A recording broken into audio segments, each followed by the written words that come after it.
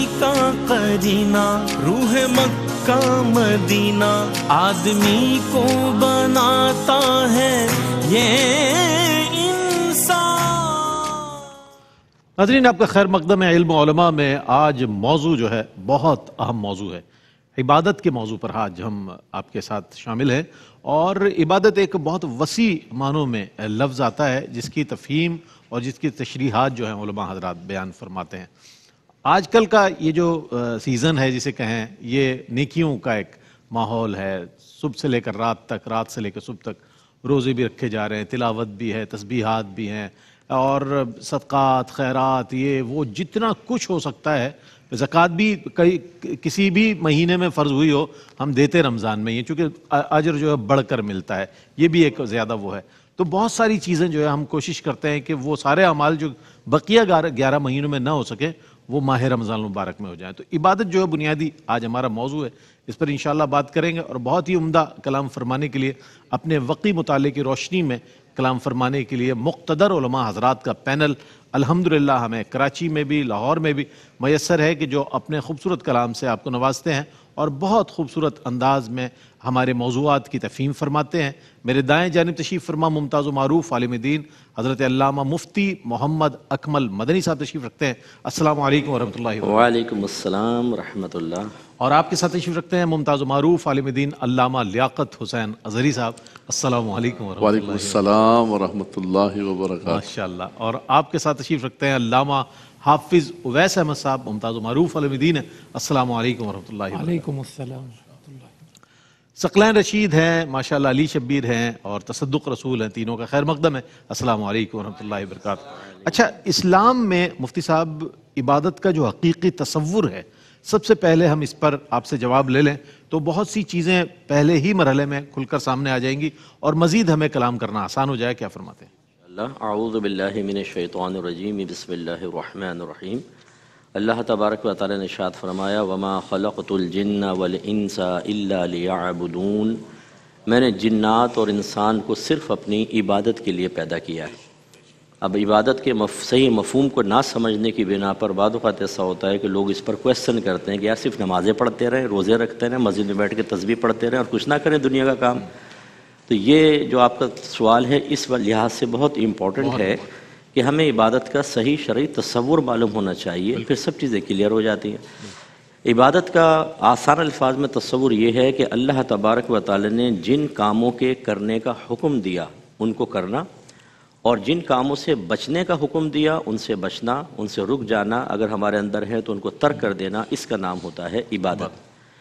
عبادت جو ہے وہ حکم کے جواب میں ہوتی ہے ہمیشہ۔ جب حکم کوئی اللہ نے دیا ہو ہم اس کو بجا لاتے ہیں تو اس کو عبادت کا نام دیا جاتا ہے۔ لیکن اگر کوئی عبادت ہم پر فرض یا واجب ہے، جب ہم اس کی جنس سے کوئی ایسا کام کرتے ہیں جو ہم پہ لازم نہ ہو، اسے بھی عبادت کا نام دیا جاتا ہے۔ جیسے فرض نماز ہم پر فرض ہے، لیکن ہم نوافل پڑھیں، اب ان کا تو حکم نہیں ہے، پڑھنا چاہیں نہ پڑھنا چاہیں، لیکن چونکہ ان کی جنس سے ایک چیز ہم پر فرض یا واجب ہے تو ہم نفل کو بھی کہتے ہیں ہم عبادت کا۔ اسی طرح نفل روزہ بھی ایک عبادت ہے، نفلی طواف بھی ایک عبادت بنتا ہے۔ بعض چیزیں طاعت میں آتی ہیں، عبادت میں نہیں آتی۔ طاعت کا مطلب نیکی، کیونکہ ان کی کوئی ایسی جزی نہیں ہے کہ جس کے بارے میں اللہ تبارک و تعالی نے کوئی حکم ارشاد فرمایا ہو، جبکہ جہاں حکم ہے وہاں عبادت ہے۔ مثلا درود پاک کے بارے میں تو آیت درود ہے، تو جب بھی پڑھیں گے اس میں عبادت کا تصور ہوگا۔ لیکن جیسے بچے نعت خوانی کرتے ہیں، یہ ایک طاعت ہے، نیک عمل ہے، اس کو عبادت کا نام نہیں دیا جائے گا کیونکہ اس کا حکم کہیں نہیں ہے کہ آپ نعت خوانی کریں، لیکن طاعت اور نیکی ہے اور سعادت کی بات ہے۔ اب یہ جو عبادات ہیں، اب ہمارے ہاں تصور کیا ہے کہ شاید کچھ افعال کا ارتکاب ہم نے اس کو عبادت سمجھا ہے۔ اگر کوئی پوچھے بھئی عبادت کیا کیا ہے، وہ کہے گا نماز، روزہ، حج، زکوٰۃ، قربانی کرنا، بس یہاں پر آ کے ہم رک جاتے ہیں، جبکہ اس کے دوسرے مفہوم پہ بھی توجہ کرنی چاہیے کہ اس کو امر اور نہی کہتے ہیں، جمع ہے اوامر اور نواہی، دونوں چیزیں مستقل عبادت ہیں۔ گناہ سے بچنا بھی ایک بہت بڑی عبادت ہے، لیکن اس عبادت کے ارتکاب کی طرف سنجیدگی کے ساتھ عمومی طور پہ توجہ نہیں کی جاتی، اور جو اللہ تعالیٰ نے افعال کرنے کا حکم دیا ان میں سے چند کو ہم چوز کر لیتے ہیں، ہم ان کو پسند کر لیتے ہیں جو آسانی کے ساتھ ہوں، اور اس کو ہم عبادت کا نام دیتے ہیں۔ تو دونوں چیزوں کو اختیار کرنا چاہیے۔ اب آسان الفاظ میں ایک اور میں عرض کر دیتا ہوں کہ 3 چیزیں ہیں جن کا ارتکاب عبادت ہے، 3 چیزیں ہیں جن سے اجتناب عبادت ہے، مثلا فرض، واجب اور سنت موقدہ، ان 3 کو پورا کرنا ہوگا۔ یہ والی عبادت ہے کہ جو حکم کے جواب میں ہو۔ فرض کا بھی حکم ہے کہ فرائض کو پورا کریں، جیسے نماز، روزہ۔ واجب کا بھی حکم ہے، جیسے داڑھی بڑھانا واجب ہے، اسی طرح عدت کرنا واجب ہے، قربانی کرنا واجب ہے، اور ایسی سنت موقدہ نماز جیسے ہیں۔ اور اس کے جسٹ اپوزٹ 3 چیزیں ہیں، ان سے اجتناب ہمارا عبادت ہوتا ہے۔ مثلا فرض کے مقابل حرام، واجب کے مقابل مکروہ تحریمی، اور سنت موقدہ کے مقابل جو آتی ہے اس کو اصاعت کہتے ہیں، یعنی سنت موقدہ کا ترک کرنا۔ تو بعض چیزیں تو فرض کا ترک حرام ہیں، اور بعض چیزیں مستقل حرام ہیں، ان کا جسٹ اپوزٹ ہم پہ کچھ فرض ہو ایسی چیز نہیں ہوتی۔ جیسے مثال کے طور پر خنزیر کا گوشت کھانا حرام ہے، بالکل۔ تو یوں نہیں ہے کہ کوئی ہم نے فرض ترک کیا تو یہاں پر آ گئے، اگرچہ اچھی چیز کا کھانا ہمارے لیے بہتر ہے، لیکن یہ اس طرح کے بھی حرام ہوتے ہیں کہ مستقل ان پہ نہی وارد ہوتی ہے، اور جیسے نماز فرض اس کو ترک کریں گے تو گناہ ہوگا۔ اب اس سے نتیجہ نکلا کہ آپ کاروبار کریں، دوستی کریں، کھائیں پئیں، آپ رشتہ داری کریں، آپ باہر گھومیں پھریں، آپ کھیل کود اختیار کریں، آپ اچھا لباس پہنیں، اچھی گاڑی لیں، اچھا مکان لیں، لیکن کب؟ کہ دائرہ شریعت میں رہ کر ہو۔ دائرہ شریعت میں رہ کر ہوگا، اور اگر کوئی واقعی ایسا ہے کہ اللہ کا حکم بجا لا رہے ہوں گے تو انشاءاللہ یہ بھی عبادت میں شمار، نیکی میں شمار ہو سکتے ہیں، بعض صورتوں میں عبادت میں شمار ہو سکتے ہیں۔ جیسے نبی کریم صلی اللہ علیہ وسلم کی بہت سی سنن ہیں، ہم اس کو پورا کرتے ہیں اور اچھی نیت کے ساتھ کرتے ہیں تو اس میں تصور عبادت آ سکتا ہے کہ سیرت نبی کو اپنانے کا حکم بھی ہے۔ اور اللہ تعالیٰ نے فرمایا وَأَمَّا بِنِعْمَةِ رَبِّكَ فَحَدِّثْ، اور بہرحال اپنے رب کی نعمت کا خوب چرچا کرو۔ اس کا مطلب ہے جب اس حکم پر عمل کریں گے تو حکم پر عمل پیرا ہونے کا نام ہی عبادت ہے، اس لیے اس پر نیکی بھی مرتب ہوگی۔ اب یہ تصور کلیئر ہو جانا چاہیے کہ جب ہم کہتے ہیں کہ اللہ نے ہمیں عبادت کے لیے پیدا کیا تو اس لیے نہیں کہ مسجد میں آ کر بیٹھ جائیں، اس لیے نہیں کہ سب کو چھوڑ کر ایک تجرد کی زندگی گزاریں، ہم صرف تبلیغ کے لیے وقف ہو جائیں، باقی بیوی بچوں کو ٹائم نہ دیں، بلکہ ہر کام کریں لیکن دائرہ شریعت میں رہ کر کریں، اور یہ ذہن میں رکھیں ایک ترتیب کو کہ کون سی چیز فرض ہے، کون سی واجب، سنت موقدہ، ان سب کو پورا کرنا ہے، اور حرام مکروہ تحریمی اصاعت ان سے بچنا ہے۔ جب ان 6 کاموں کو ہم کر لیں گے، یعنی 3 کا ارتکاب، 3 سے اجتناب، تو اس شخص کو کہتے ہیں عبادت گزار۔ کیا بات ہے، سبحان اللہ۔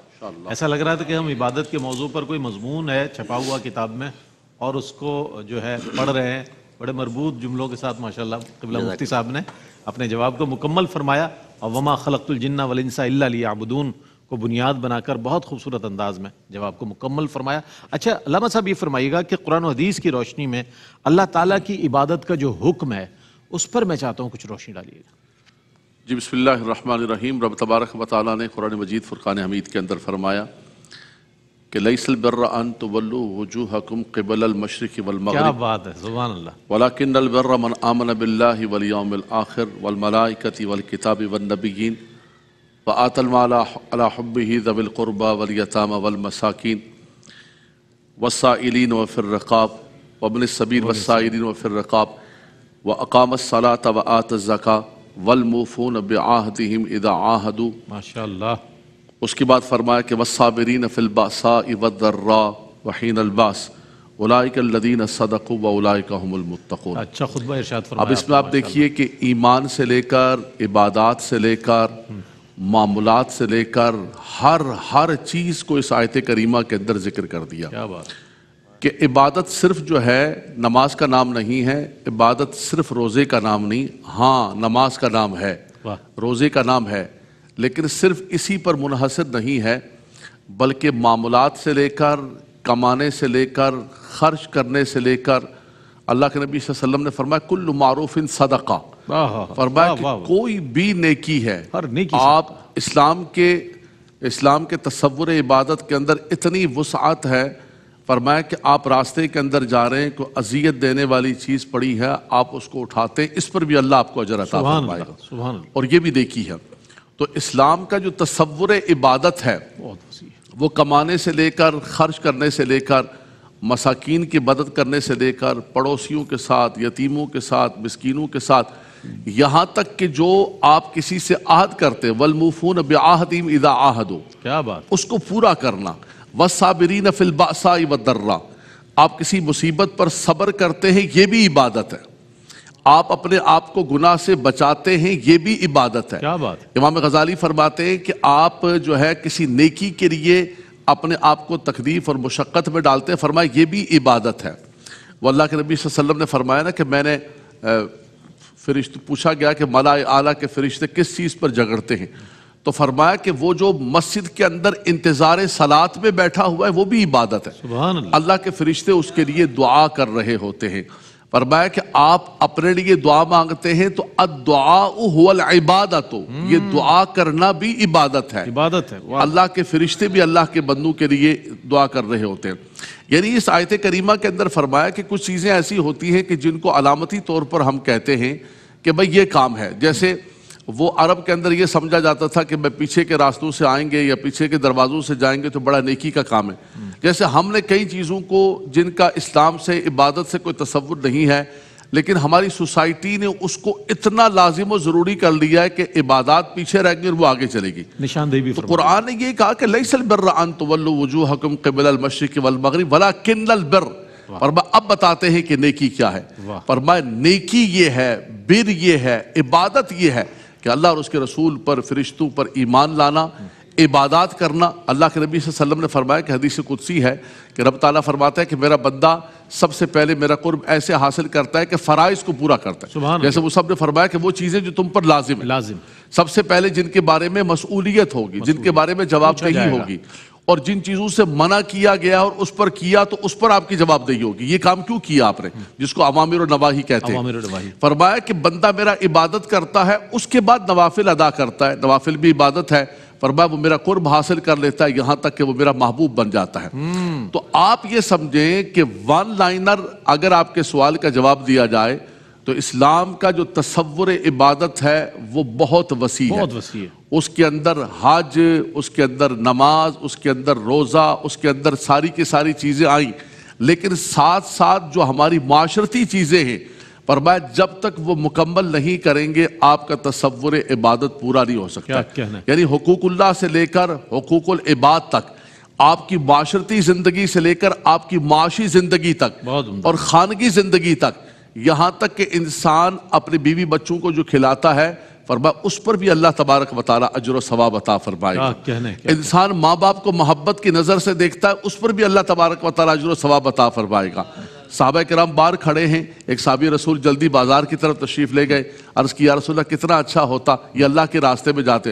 حضور نے فرمایا نہیں، یہ بچوں کے نان و نفقہ کے لیے جا رہا ہے جو واجب ہے، فرمایا یہ اللہ کے راستے میں، یہ والدین کی خدمت میں جا رہا ہے، اس کے اٹھے ہوئے قدم اللہ کے راستے میں، فرمایا یہ کسی کے آگے ہاتھ سوال دراز نہ کرے، فرمایا اس لیے جا رہا ہے بازار کی طرف، یہ بازار جانا اس کا اللہ تبارک و تعالیٰ کے راستے میں۔ اب مجھے بتائیے کہ دنیا کا کون سا مذہب ہے، کون سا ریلیجن ہے جس کے اندر اتنی وسعت پائی جاتی ہے؟ بعض مذاہب نے رہبانیت کو اختیار کیا، تجرد کو اختیار کیا، اسلام نے ساری چیزوں کو دیا کہ اللہ کے نبی صلی اللہ علیہ وسلم نے تجارت کے سفر بھی فرمائے، نکاح بھی فرمائے، یہاں تک کہ آپ سربراہ مملکت بن کر ایک عدل کا نظام قائم کیا، فرمایا یہ بھی عبادت ہے۔ فرمایا وہ جو نظام عدل قائم کر رہے ہیں یہ بھی عبادت ہے، یہ اتنی بڑی عبادت ہے کہ اللہ کے نبی صلی اللہ علیہ وسلم نے فرمایا کہ رب کے عرش کے سائے تلے سب سے پہلے جو لوگ ہوں گے وہ عادل بادشاہ ہوگا اللہ تبارک و تعالیٰ کی۔ سبحان اللہ، سبحان اللہ۔ یعنی بندہ مومن کے لیے عبادت کے راستے مسدود نہیں ہیں، بہت کشادہ ہے۔ اگر وہ اپنے فرائض و واجبات اور حقوق اللہ، حقوق العباد کو پورے کر رہا ہے تو اس کے لیے نیکیوں کے دروازے بہت کھلے ہوئے ہیں۔ ہم یہی سمجھتے ہیں کہ بس جناب وضو کریں گے اور نماز پڑھ لیں گے، صرف یہی عبادت ہے۔ قبلہ مفتی صاحب نے بھی بہت بڑی خوبصورت صراحت کے ساتھ اس پہ گفتگو فرمائی، اور علامہ صاحب نے بھی بہت کمال انداز میں از روئے قرآن و حدیث گفتگو فرمائی۔ اس کو مزید کنٹینیو کریں گے، ایک وقفہ ہے، وقفے کے بعد لوٹتے ہیں، ہمارے ساتھ رہیے گا۔ رحمتوں کا مہینہ، عظمتوں کا سفینہ، زندگی کا قرینہ، روح مکہ مدینہ، آدمی بناتا ہے یہ انسان۔ جی ناظرین، آپ کا خیر مقدم ہے۔ آج عبادت ہمارے علم و علماء کا موضوع ہے، اور عبادت کے اسباب اور تقاضے اگر ہم جاننا چاہیں تو یہ بھی ایک ایسا مضمون ہے، ایک ایسا ٹاپک ہے کہ جس پر تحریریں، بہت تحریریں مل جائیں گی. آپ ابھی گوگل کو سرچ کریں گے بہت سی چیزیں مل جائے گی. لیکن علماء حضرات جب اپنے وقی مطالعے کی روشنی میں، چونکہ ماشاءاللہ ایک عرصہ دراز یہ اساتذہ کے ساتھ ان سے سیکھتے ہوئے گزارتے ہیں، تو ان کا مشاہدہ اور مطالعہ بہت وقی ہوتا ہے. علامہ حافظ اویس احمد صاحب کیا فرمائیں گے اس حوالے سے؟ بسم اللہ الرحمن الرحیم. جی، عبادت کے اگر اسباب کے حوالے سے آپ نے بات کی ہے تو عبادت کا جو بنیادی سبب ہے، یعنی جس وجہ سے انسان اللہ کی عبادت کرتا ہے، وہ اللہ پاک کا اپنے بندے کو حکم دینا ہے. یہ بنیادی چیز ہے کہ جس کی وجہ سے بندے پر عبادت فرض ہوتی ہے. کیوں؟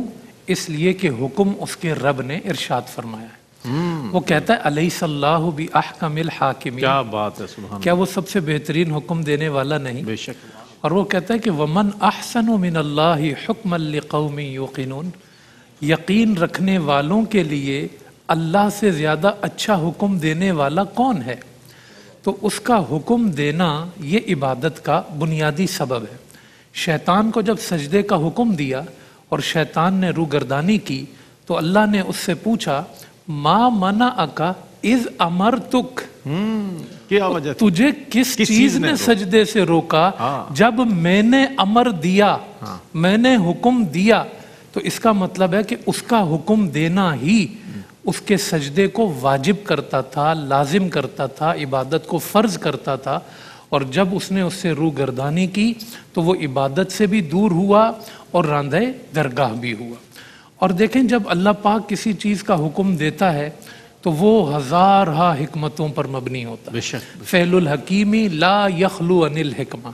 اور اس میں جو بنیادی چیز ہے وہ یہ کہ جب اللہ پاک کا حکم آ جائے کسی چیز کے لیے تو وہاں بندے کو شیطان کی طرح اس کے مقابل اپنی عقل اور اپنا قیاس استعمال نہیں کرنا چاہیے، بلکہ بڑے خشوع خضوع کے ساتھ، بڑی توجہ کے ساتھ اس کے لیے اتنا کافی ہونا چاہیے کہ اس کے رب نے اس چیز کا حکم دے دیا ہے. فی زمانہ آپ دیکھ لیں، عبادات کے جب احکامات سامنے آتے ہیں تو بہت سارے لوگوں کو مفکر بننے کا بھی شوق ہوتا ہے اور اپنے فکر کی جو فکر جدید ہے اس کی تباہ آزمائی بھی وہ عبادات پہ کرتے ہیں. اللہ پاک نے قربانی کا حکم دیا ہے تو وہ لے کے آ جائیں گے کہ بھائی اس دن غریبوں کے ساتھ آپ یہ تعاون کر لیں، آپ بچیوں کی شادیاں کرا دیں، اتنا خرچہ آپ نے کر دیا. بھائی آپ کو کس نے کہا یہ عقل کے گھوڑے دوڑانے کا؟ جب اللہ نے حکم دیا ہے فَصَلِّ لِرَبِّكَ وَانْحَرْ، جب اس کا حکم آ گیا تو پھر کیوں آپ اللہ کے حکم کے مقابل کھڑے ہو رہے ہیں؟ تو آپ نے جو سوال کیا عبادت کے سبب کا، ہر مسلمان کو اس مقام پہ فائز ہونا چاہیے کہ وہ امر تعبدی، یعنی جو اللہ پاک کا جب حکم آ جائے کسی معاملے میں تو پھر اس کو سرنڈر کرنا چاہیے اور پھر اس کو جو ہے وہ اپنے معاملات اللہ کے حوالے کر دینے چاہیے اور اس میں اسے کوئی کیل و کال نہیں کرنا چاہیے اور کسی بھی چیز پر اس کو جو ہے وہ اعتراض نہیں کرنا چاہیے. رہی بات یہ کہ عبادت کے تقاضے کیا ہیں، تو عبادت کے تقاضے اور نتائج جو ہے وہ بڑے مطلوب ہیں ہمارے معاشرے میں، کیونکہ لوگوں کا بنیادی سوال یہی ہوتا ہے آپ نمازی تھے، آپ کی تجارت کیوں ٹھیک نہیں؟ ٹھیک ہے، آپ تلاوت کرتے ہیں، آپ کی اخلاق کیوں اچھے نہیں؟ تو عبادت کے جو تقاضے ہیں، عبادت کے جو نتائج ہیں، اس کا ہماری زندگیوں پر مرتب ہونا بہت ضروری ہے. اور یہ جو ہے وہ ہم مسلمانوں کا اصل امتحان بھی ہے. یہی وہ مقام ہے تقاضوں کا کہ جہاں پہ آ کے ہم اپنی عبادت کے نتائج نہ دینے کی وجہ سے ہم بہت ساری جگہوں پر شرمندہ بھی ہوتے ہیں، بہت ساری جگہوں پر ہم پیچھے بھی ہٹتے ہوئے محسوس ہو رہے ہوتے ہیں، کیونکہ وہ جو عبادت کے تقاضے اور نتائج ہوتے ہیں اس کے اثرات ہمارے معاشروں پر مرتب نہیں ہو رہے ہوتے. تو اس لیے یہ دونوں چیزیں جو ہے نا وہ بڑی اہم ہیں کہ انسان اللہ کے حکم کے سامنے کبھی بھی قیل و قال نہ کرے، اور دوسرا یہ کہ عبادت کے تقاضے اور جو نتائج ہیں وہ انسان اپنی زندگی میں بھی لے کر آئے اور اپنے معاشرے میں بھی لے کر آئے. دیکھیں، ایک جو شرعی گیٹ اپ ہوتا ہے ایک انسان کا کہ اس نے چہرے پر ماشاءاللہ داڑھی بھی سجا رکھی ہے، وہ پہلی صف میں نماز بھی پڑھ رہا ہے، اس کے زبان پر درود شریف بھی جاری ہے، وہ نیکی کی باتیں بھی کر رہا ہے، لیکن معاملات میں اگر وہ جاتا ہے تو وہاں پر جو ہے وہ اس کو चरस बेचते हुए शर्म नहीं आती, अफ्यून बेचते हुए, सूद खाते हुए, यानी नाजायज उमूर की तरफ जाते हुए उसे जरा भी झिझक महसूस नहीं होती। वो कहता है वो मेरी इबादत थी, ये मेरा काम है। तो इसलिए जो है वो इसकी वजह से बंदा मुस्लिम भी बदनाम होता है, और दुनिया भर में जहाँ जहाँ इस तरह के मामलात फिर शो होते हैं तो वो फिर लोग इस पर एतराज़ करते हुए भी नज़र आते हैं। तो इसलिए ये जो उमूर हैं इनके अंदर अगर इंसान अपने आप को दुरुस्त कर ले, और वो जो अल्लाह पाक ने इंसान को हुक्म दिया है, हर बंदे को हुक्म दिया है, कहीं फरमाया कि या अय्युहन्नास उअबुदू रब्बकुम, ऐ लोगो अपने रब की इबादत करो। क्या सबब है? अल्लज़ी खलक़कुम, वही जिसने तुम्हें पैदा किया। अगर पैदा करने वाले की इबादत नहीं करोगे तो फिर किसकी इबादत करोगे? अच्छा, ये इबादत इंसान की फितरत में भी है। हर आदमी की फितरत तकाजा करती है कि जिसने बनाया है उसको सजदा किया जाए, जिसने बनाया है उसके आगे झुका जाए। तो ये फितरत का भी इंसान के लिए तकाजा है। अपने रब का वो जो जिस रब ने उसको पैदा किया, ये भी इसका तकाजा और सबब है कि इंसान अपने रब की बारगाह में झुके। फिर जितनी नेमतें इंसान को अता फरमाई, आप देखें ना, सुबह रात के वक्त में नींद है तो उसके साथ फजर की नमाज है, सुबह के वक्त में इंसान उठता है, क्या उसने रोशनी देखी, क्या उसने कारोबार किया, तो फिर जोहर की नमाज उसके साथ है। फिर आप देखें कि वो दिन का वक्त आता है, क्लोजिंग की तरफ वो जाता है, उसके साथ असर की नमाज रखी गई है। शाम को अपने घर पलटने की खुशी है, पैसे लाने की खुशी है, कामयाबियों की खुशियां हैं, और सूरज गुरूब हो रहा है तो भाई मगरिब पढ़ो, इशा पढ़ो।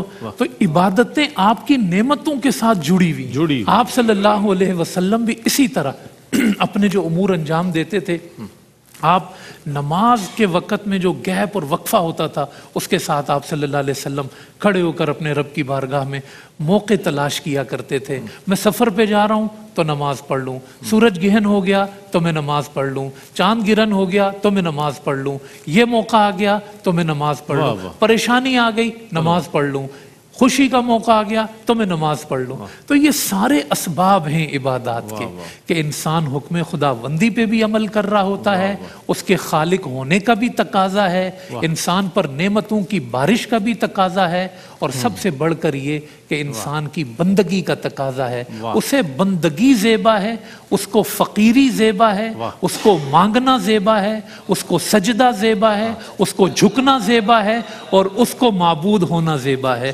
उसको अता करना ज़ेबा है, उसके आगे सजदा किया जाए ये उसको ज़ेबा है। तो जिसको जो ज़ेबा है वो करता रहे। क्या बात। इनके सारी मेरा मकसूम के बंदा हूँ मैं, इनके सारी मेरा मकसूम के बंदा हूँ मैं, खुदनुमाई तेरा मसजूद के माबूद है तू। हम ये बात कर रहे हैं कि इंसानी तारीख की तरफ अगर नज़र डालें तो इंसान ने हर मौके पर जो ताकतवर चीज़ है उसकी इबादत करता हुआ नज़र आया। सूरज को देखा, ताकतवर है, इंसान सूरज की तरफ लपका और उसको यानी कि उसकी इबादत करने लगा। आग को देखा तो आग की तरफ लपका।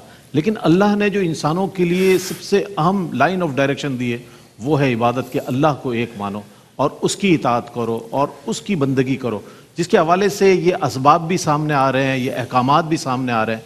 और अवामिर और नवाही का जो तस्करा मुफ्ती साहब ने भी, क़िबला ने फरमाया, अल्लामा साहब ने भी, कि वो अहकाम की जिस पर अमल करना है, हुक्म है उसका, और नवाही जिनसे रुक जाना है, जिनसे रोका गया है। तो यही बंदगी का तकाजा है और यही बंदगी का तर्ज अमल होना चाहिए एक बंदा मोमिन का। तो आइए बढ़ते हैं हमद रब्बे जलील की जानिब और हमारे तीनों सनाखा मिल के अल्लाह की पाक बारगाह में अपना हदिया हमद पेश करेंगे। हाज़िर हैं तेरे दरबार में हम, हाज़िर हैं तेरे दरबार में हम, अल्लाह करम, अल्लाह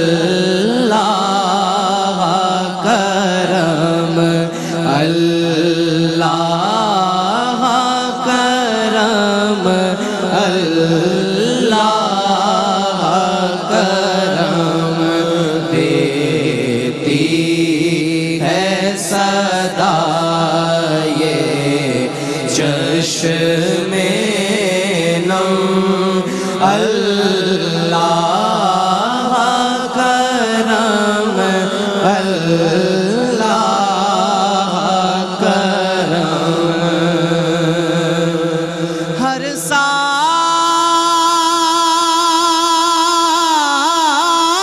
طلب فرما مجھ کو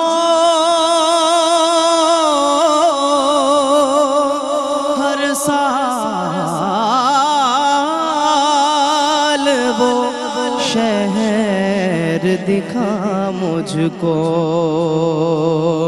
ہر سال طلب فرما مجھ کو ہر سال وہ شہر دکھا مجھ کو ہر سال کروں میں طواف حرم اللہ کرم اللہ کرم اللہ کرم اللہ کرم جن لوگوں پہ ہے انعام تیرا ان لوگوں میں لکھ دے نام میرا ان لوگوں میں لکھ دے نام میرا محشر میں میرا رہ جائے بھرم اللہ کرم اللہ کرم اللہ کرم اللہ کرم میری آنے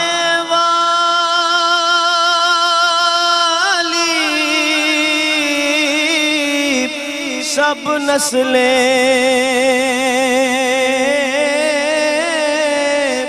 تیرے گھر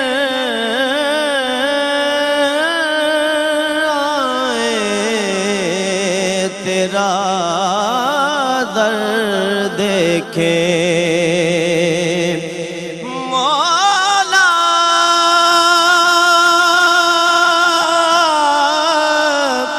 میری آنے والی سب نسلیں تیرے گھر آئے تیرا در دیکھیں اسباب کو ایسے باہم